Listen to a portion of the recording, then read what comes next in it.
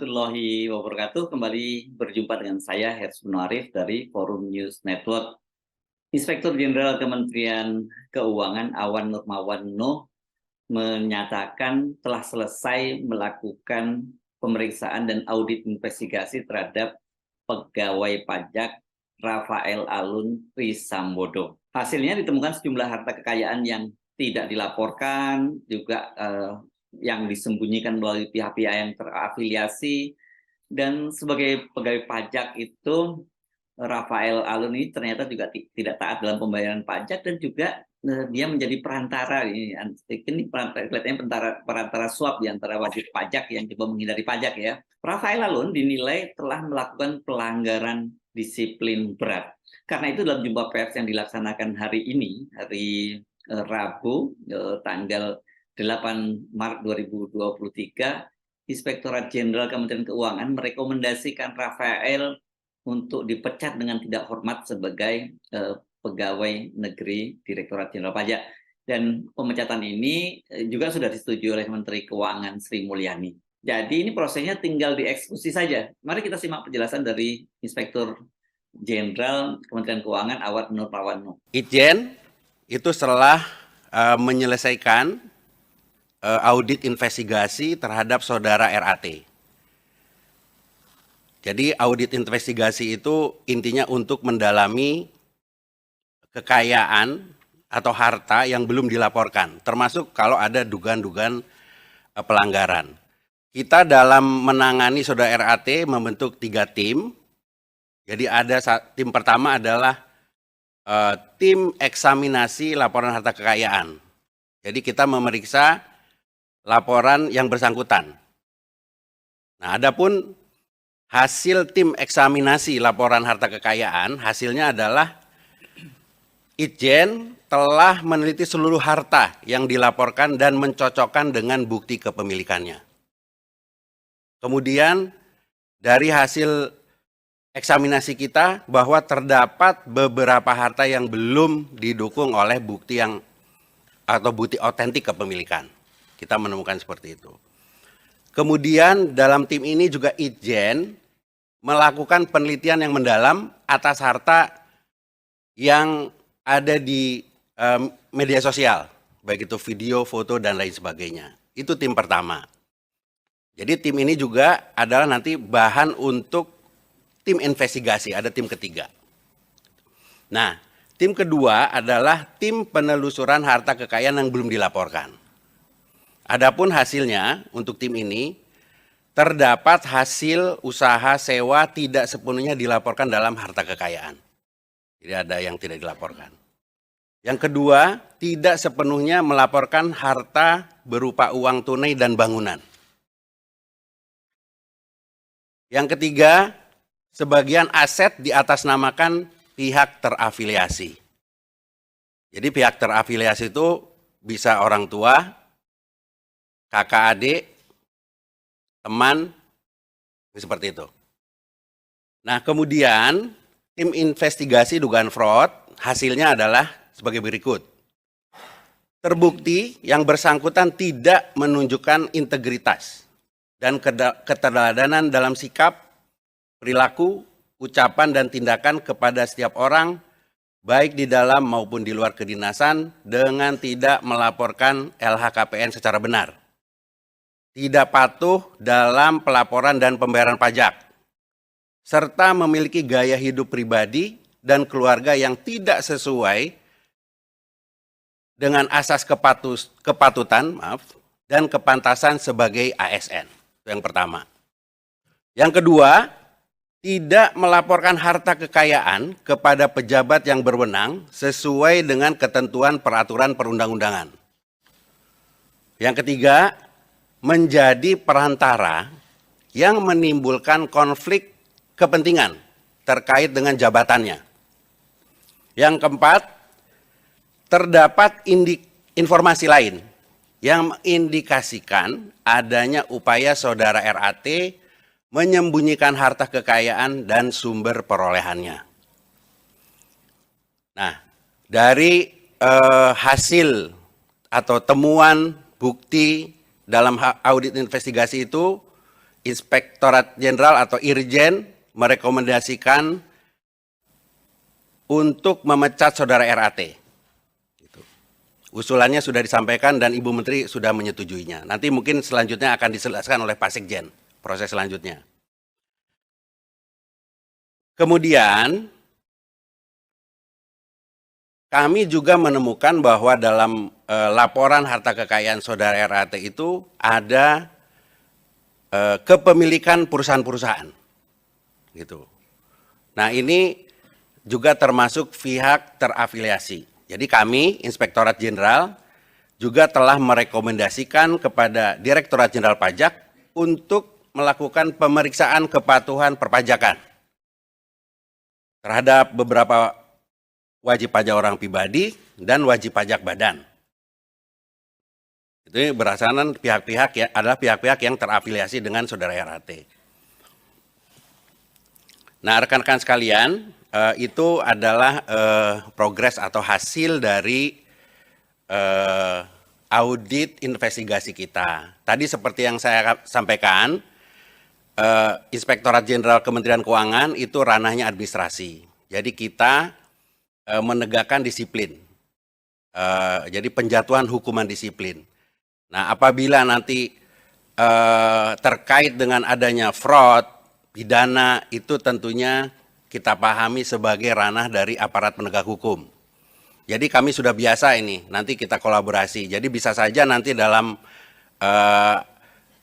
kegiatan penegakan hukum, gitu, kita siap mendukung sepenuhnya. Karena bisa saja atau biasanya laporan hasil investigasi kita dijadikan bahan untuk pendalaman lebih lanjut terkait dengan kalau ada dugaan tindak pidana. Nah, kemudian saya update juga sedikit terkait dengan perkembangan saudara ED yang di Bea Cukai. Ya kan? Yang pertama tentu kita semua tahu bahwa Direktorat Jenderal Bea dan Cukai telah melakukan klarifikasi ya kan, kepada yang bersangkutan. Dengan hasil bahwa yang bersangkutan mengakui tidak sepenuhnya melaporkan harta kekayaannya. Atas klarifikasi tersebut, saudara ED dicopot dari jabatannya. Nah, untuk memudahkan pemeriksaan, tadi itu dicopot. Dan sekarang kami, Inspektorat Jenderal, menindaklanjutinya sudah melakukan pemeriksaan lanjutan. Hari ini yang bersangkutan kita panggil, karena kemarin dipanggil KPK. Tadi sudah datang. Nah, dalam melakukan pemeriksaan lanjutan ini tentu sebagaimana yang kita lakukan terhadap saudara RAT, kita akan terus bekerja sama, berkoordinasi dengan PPATK, KPK, serta pihak lainnya.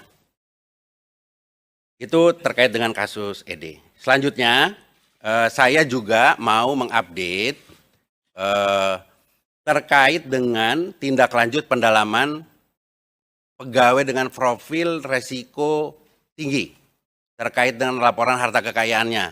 Yang ini pernah kita sampaikan dalam tepat seminggu yang lalu ya Pak Pras ya.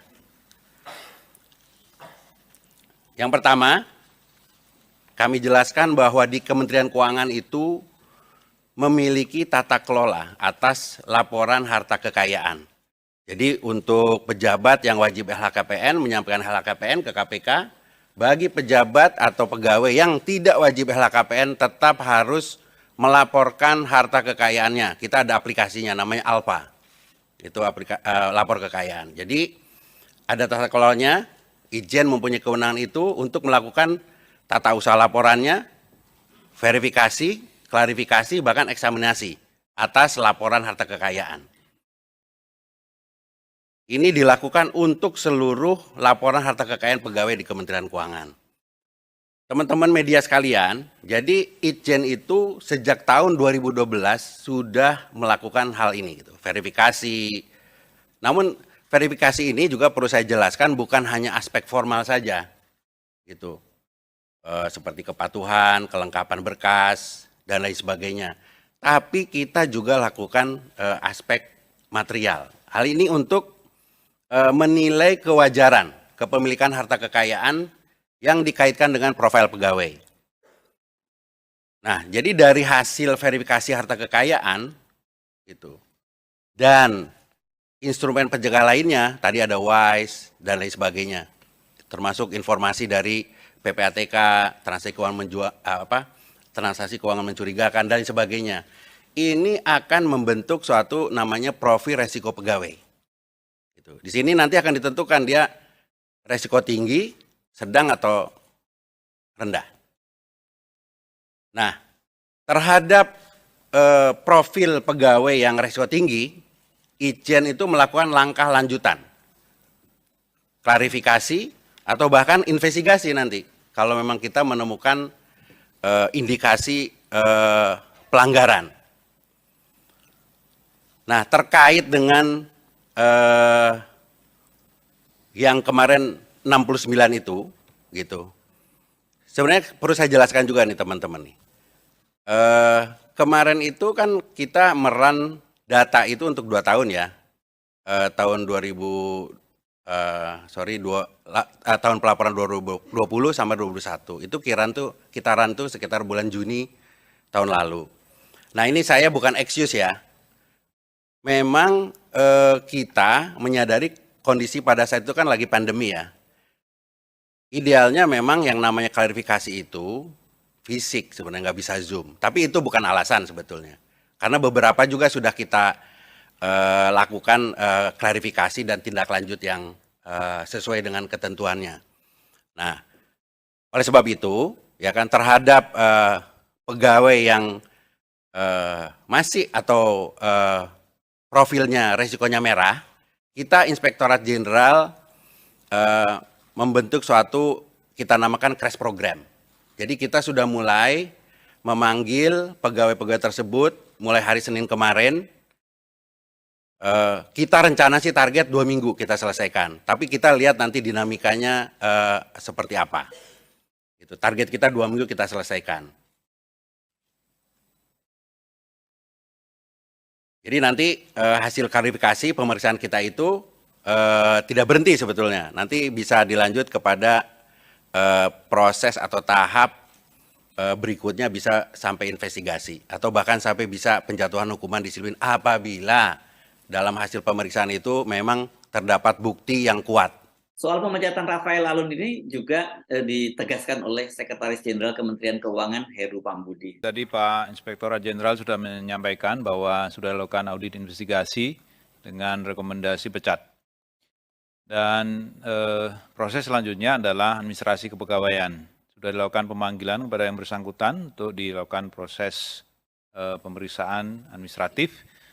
Ini sudah dilayangkan surat dari tempatnya Pak Suryo, dan dari situ nanti kita akan lakukan finalisasi secepat mungkin, yaitu proses pemecatan sebagai pegawai negeri.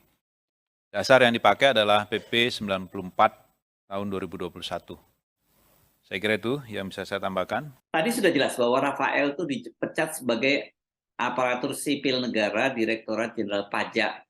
Sebelumnya kan kita tahu Rafael telah mengajukan pengunduran diri. Ketika muncul ribut-ribut kasus ini, dia mengundurkan diri, tapi pengunduran dirinya pada waktu itu ditolak karena ya memang dia sedang diinvestigasi. Jadi rupanya Rafael Alun sudah tahu nasibnya seperti apa, dia coba menghindarinya dengan mengundurkan diri. Tapi pengunduran dirinya ditolak dan kemudian dilakukan tadi diperiksa dan kemudian dilakukan audit investigasi terhadap harta kekayaannya dan kesimpulannya seperti itu. Nah, pertanyaannya dengan dipecat secara tidak hormat, apakah Rafael Alun itu masih mendapat pensiun? Apakah dia dapat pensiun? Jadi kalau ini kesimpulannya dari hasil investigasi ada pelanggaran dan itu pelanggaran berat, maka itu konsekuensinya adalah pecat dan tidak dapat pensiun.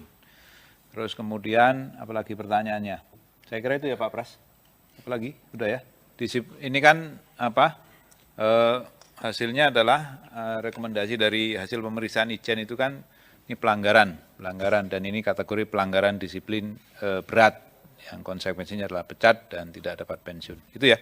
Jadi jelas ya, Rafael ini dipecat dengan tidak hormat karena pelanggaran disiplin berat dan tidak dapat pensiun. Ini pasti bagi Anda semua nggak adil banget kalau merasa orang seperti ini kok kemudian dapat pensiun lagi, hartanya sudah melimpah gitu ya. Setelah dia dipecat nih, dia harus fokus menghadapi dugaan pidana korupsi berupa suap dan pencucian uang. Tapi ini pasti banyak yang mengusulkan orang-orang seperti ini harusnya dimiskinkan ya, karena kalau toh dia kemudian dipidanakan dan harta hasil korupsinya itu tidak disita oleh negara, dia masih bisa enak-enakan tuh. Bahkan ketika dia nanti di penjara, itu dia bisa membeli berbagai macam fasilitas di penjara, dan setelah dia keluar dia masih bisa pensiun dengan tenang karena harta kekayaannya itu melimpah ya. Disebutkan itu yang transaksi yang mencurigakan saja itu sampai 500 miliar ya. Dan kalau saya memperkirakan ini harta kekayaan dari Rafael Alun ini tembus di atas 1 triliun. Saya Hersman Arif, sampai jumpa lagi. Wassalamualaikum warahmatullahi wabarakatuh.